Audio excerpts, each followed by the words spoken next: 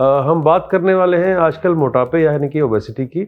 जैसा कि आप सब लोग जानते हैं कि एक WHO की रिपोर्ट आई है जिसमें ये कहा गया है कि India is going to become the world capital of obesity as well as diabetes and 55% of our population is going to become obese. नमस्कार, मैं हूं doctor Rajiv Shandil, senior consultant in gastroenterology and hepatology, Indraprastha Apollo hospital, New Delhi.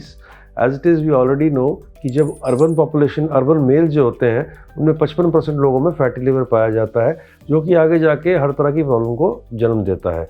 और क्योंकि हमारी जो Indians का जो जिस्म है उसमें हम लोग फैट हमारे पेट के आसपास ज़्यादा इकट्ठा होता है, जो कि इतना एक्टिव होता है कि वो हमारी धमनियों में, हमारी नाड़ियों के अंदर फैट को एक्यूमुलेट करता है। इसकी वजह से हो सकता है कि जो वेस्टर्न लोग हैं उनके मुकाबले में हम लोगों को हार्ट अटैक 10 से 15 साल पहले आने की का अंदेशा रहता है हमेशा।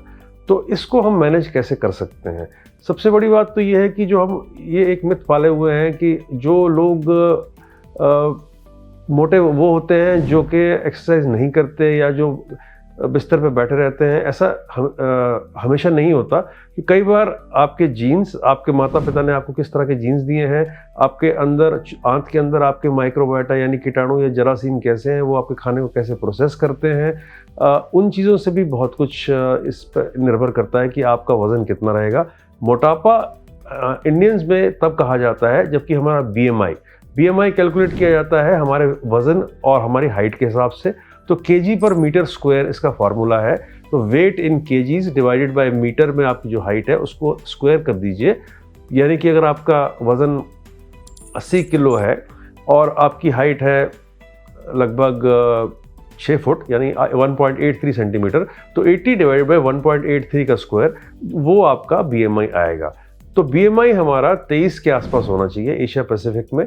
वेस्टर्न में 25 माना जाता है। 23 के बाद हमारी ओबेसिटी ओवरवेट कैटेगरी शुरू हो जाती है। 25 के बाद हमारी ओबेसिटी शुरू होती है, फिर 30 से ज़्यादा फिर ग्रेड 2 और 40 के बाद तो मतलब मॉर्बिड ओबेसिटी, बहुत ज़्यादा ओबेसिटी इसको हमें कहा जाता है। तो जैसे हमने कहा कि सबसे ज़्यादा ज़रूरी है ओबेसिटी को ठीक रखने के लिए कि अपना खान पान सही रहे, हम ज़्यादा ना खाएं जितनी कैलोरीज हमें रिक्वायर्ड हैं। हमारे उसके डाइट चार्ट्स होते हैं, जितना हम काम करते हैं उसके हिसाब से कितना हमारा सेवन होना चाहिए।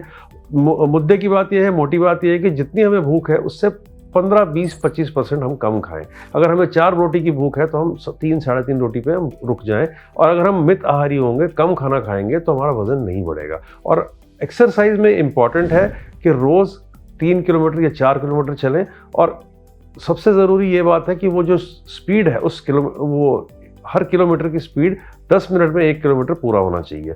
तो रोज़ अगर हफ्ते में 5 से 6 दिन हम 30 से 40 मिनट चल रहे हैं, जिसमें कि 3 या 4 किलोमीटर हम पूरे कर रहे हैं और हम खाना ठीक से खा रहे हैं। फास्ट फूड का सेवन, जो कि ज़्यादा कैलोरी वाले फूड स्टफ्स हैं, उनको नहीं खा रहे, तो वज़न बढ़ने के चांसेस कम रहते हैं। और अगर बढ़ा हुआ है तो कम किया जा सकता है। दूसरा तरीका फिर यह है कि ये सब लाइफस्टाइल डिसऑर्डर्स जो हैं, हम अपने लाइफस्टाइल और डाइट को अगर कम करके हम वेट नहीं कम कर पा रहे, तो कुछ दवाइयाँ ऐसी आई हैं मार्केट में जो कि अप्रूव्ड हैं, जिससे कि हमारा 10 से 15% वज़न कम हो सकता है। पर वो डॉक्टरी सुपरविजन में ही ली जा सकती हैं और उनसे कोई साइड इफेक्ट जो होते हैं उनको भी देखा जा सकता है।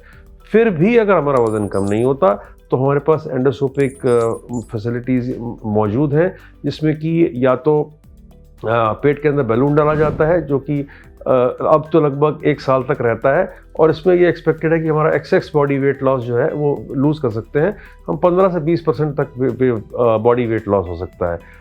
पर क्योंकि हम 1 साल बाद इसको निकाल देते हैं और हमारी अगर आदतें ठीक नहीं रहती, तो हमारा वेट गेन जो है इसमें होना कई बार पॉसिबल हो जाता है। और इसको हटाने के लिए ये उन लोगों में किया जाता है जिसमें BMI 30 से 40 के बीच लगभग होता है। अगर बहुत ज़्यादा BMI है तो ये कारगर नहीं है। एक और प्रोसीजर है जिसको हम कहते हैं एंडोस्कोपिक स्लीव गैस्ट्रोप्लास्टी, जिसमें कि पेट अंदर से स्टिच किया जाता है। कुछ काटा नहीं जाता, ये समझने की बात है। अंदर से स्टिच किया जाता है, जिससे पेट जो एक बैंगन के आकार का होता है वो एक केले के आकार का हो जाता है, जिससे कि हम कम खाते हैं, हमारी अर्ली सेटाइटी हो जाती है, पेट जल्दी भर जाता है। ये जो प्रोसीजर है, इस जो सिला जाता है, इसको दोबारा रिपीट भी किया जाता है रीइंफोर्समेंट सूचर्स के साथ। अगर किसी का वज़न ठीक से कम नहीं हो रहा या दोबारा बढ़ता है और ये 3-3.5 साल तक इसमें वजन जो है वो कम होता रहता है। इसमें भी 20% वजन हमारा कम होने के चांसेस हैं। पर अगर किसी का BMI 40 से ऊपर है या उसको 50% तक वेट लूज़ करने की ज़रूरत है, तो फिर हमें बैरिएट्रिक सर्जरी की मदद लेनी पड़ती है। और बैरिएट्रिक सर्जरी में फिर कई 2-3 तरह की सर्जरीज़ होती हैं, उसके बारे में हम आप डॉक्टरी सलाह से ही आगे चलने की हम चेष्टा करेंगे।